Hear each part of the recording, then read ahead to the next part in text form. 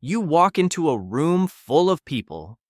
Everyone is talking, laughing, moving from one conversation to another like it's effortless.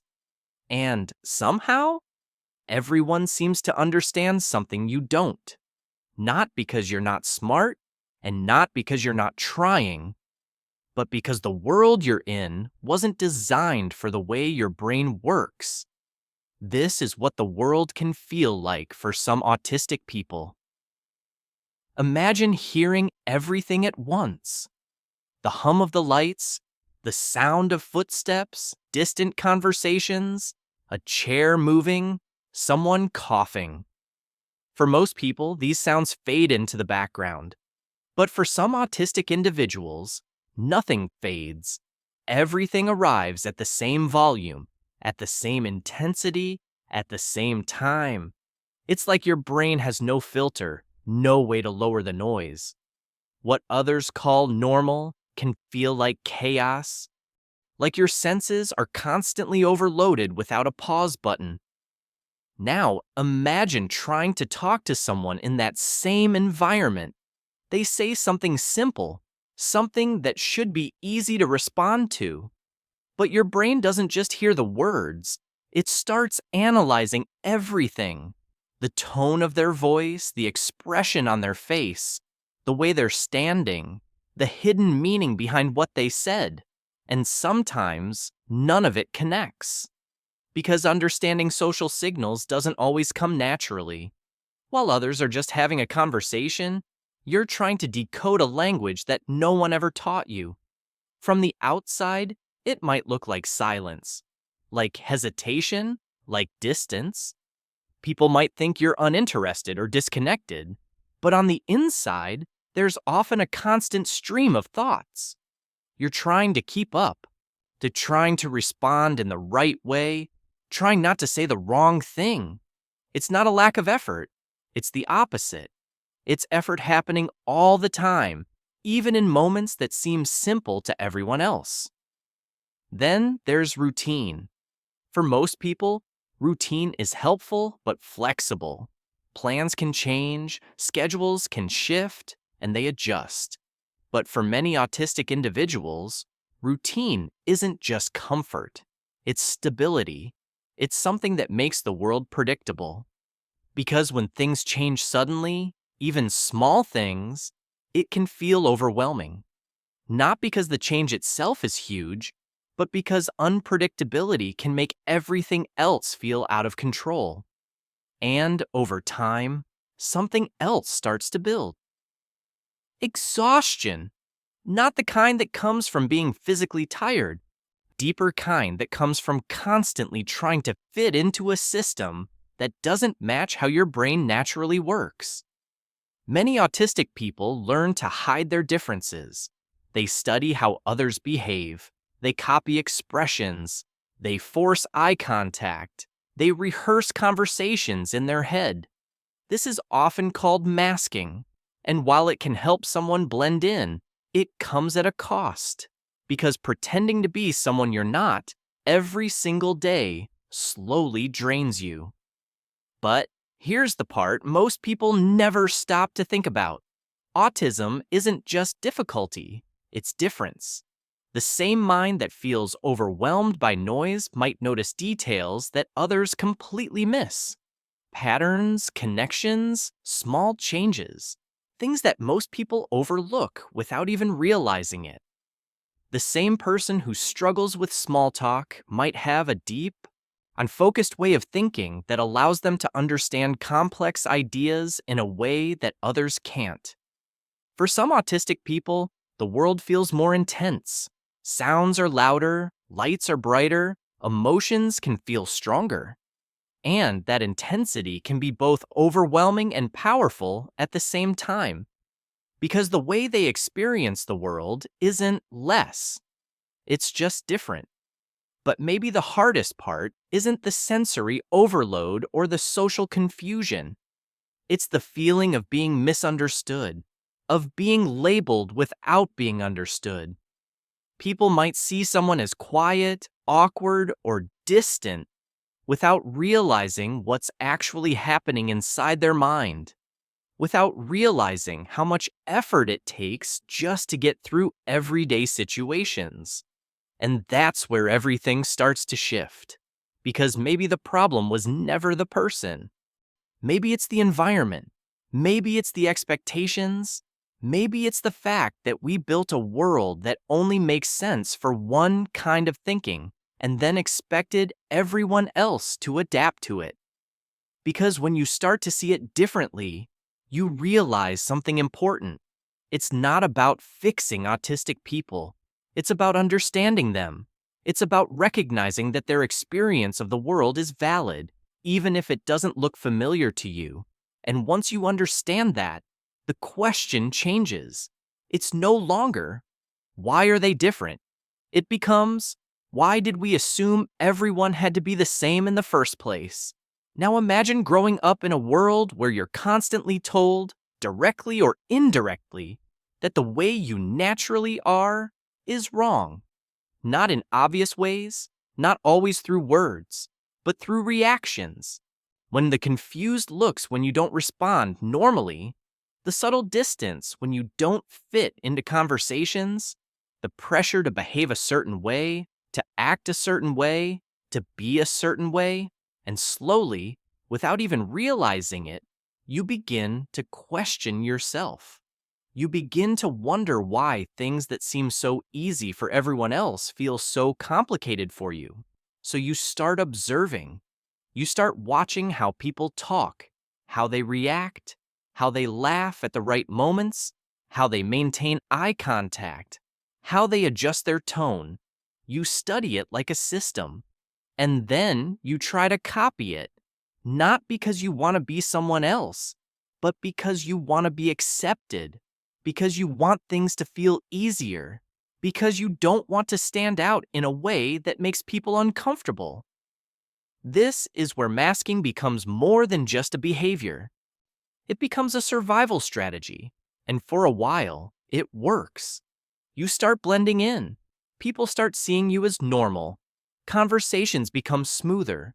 Interactions become less awkward. But there's a cost that no one else sees, because every word you say has been calculated. Every reaction has been adjusted. Every expression has been controlled. And when you finally get a moment alone, when there's no one to perform for, the exhaustion hits. Not just physical, but mental, emotional, like you've been running a race that never ends. Over time, that constant effort can lead to something deeper, a feeling of disconnection, not just from others, but sometimes from yourself. Because when you spend so much time acting in a way that feels acceptable, it becomes harder to understand what feels natural, what feels real. And that's when burnout starts to appear. Not suddenly, but gradually. A loss of energy, a loss of motivation, a sense of being completely drained without knowing exactly why. But even in the middle of all that, there's something people often miss: strength. Not the kind that's loud or obvious, but the kind that exists quietly. The strength it takes to navigate a world that doesn't match how your brain works.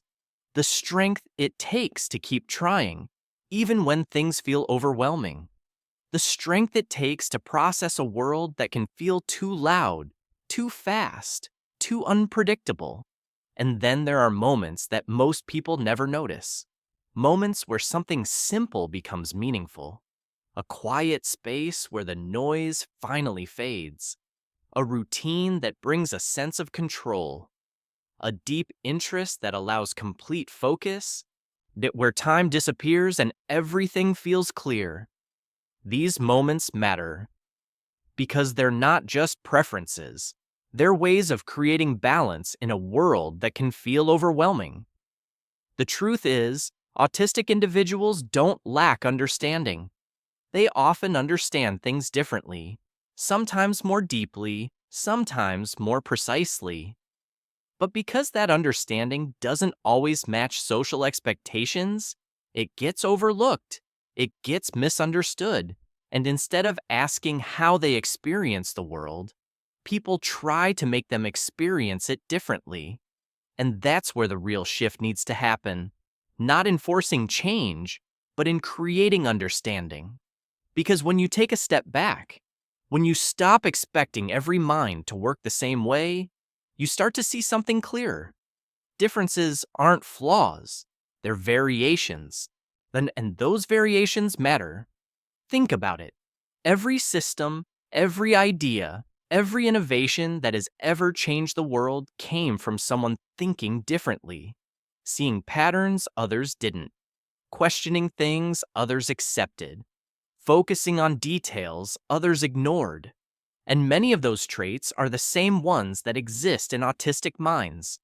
But instead of recognizing that, we often focus only on what seems difficult, only on what doesn't fit. And in doing that, we miss the full picture. We miss the potential. We miss the perspective that could teach us something new about the way we see the world. Because maybe understanding autism isn't just about understanding one group of people. Maybe it's about understanding how limited our definition of normal really is. Maybe it's about realizing that the world doesn't need everyone to think the same way. It needs different ways of thinking to exist. And once you start to see that, everything changes. The silence isn't emptiness, it's processing. The distance isn't disinterest, it's protection. The difference isn't a problem, it's a perspective. So instead of asking why someone is different, maybe the better question is this: what can we learn from the way they see the world? Because the moment you stop trying to change the way someone thinks and start trying to understand it, you don't just see them differently, you start seeing the world differently too. And maybe that's where everything comes together. Because when you really start to understand what the world can feel like for autistic people, you realize something deeper. It's not just about noise or conversations or routines. It's about how exhausting it can be to exist in a space that was never built with you in mind. A space where you're constantly adjusting, constantly translating, constantly trying to match something that doesn't come naturally to you. But at the same time, it's also about a different kind of awareness, a different way of noticing the world, the small details others overlook, the patterns that quietly exist beneath everything, the ability to focus deeply, to think differently, to experience things with an intensity that most people will never fully understand. And that's the part that often gets lost. Because when people talk about autism, they focus on what looks difficult from the outside. The social struggles, the sensory overload, the need for routine. But they rarely talk about what it feels like from the inside. The constant effort, the hidden exhaustion, the way the world can feel both overwhelming and meaningful at the same time. And maybe that's why so many autistic people grow up feeling misunderstood. Not because people don't care, but because they don't see the full picture.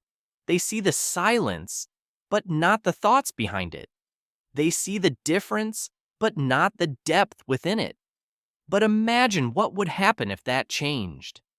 Imagine a world where instead of expecting autistic people to adapt completely, we made space for their way of thinking too, where quiet wasn't seen as awkward, where different communication styles were understood, not judged, where routine wasn't seen as a limitation, but as a way of creating stability. Because the truth is, the understanding doesn't require you to experience something yourself. It just requires you to listen, to observe, to accept that not every mind works the same way, and that's okay. And when you do that, something shifts. You stop seeing autism as something that needs to be fixed, and you start seeing it as something that needs to be understood. Because the goal was never to make everyone the same. The goal was to create a world where different ways of thinking could exist, without being forced to change. And maybe that's the real message here. Not that autistic people need to fit into the world, but that the world needs to learn how to include them. Because when you think about it, the question was never, why are they different? The real question is, why did we ever expect them not to be? Maybe they don't experience the world the wrong way. Maybe they're just experiencing it in a way we never tried to understand.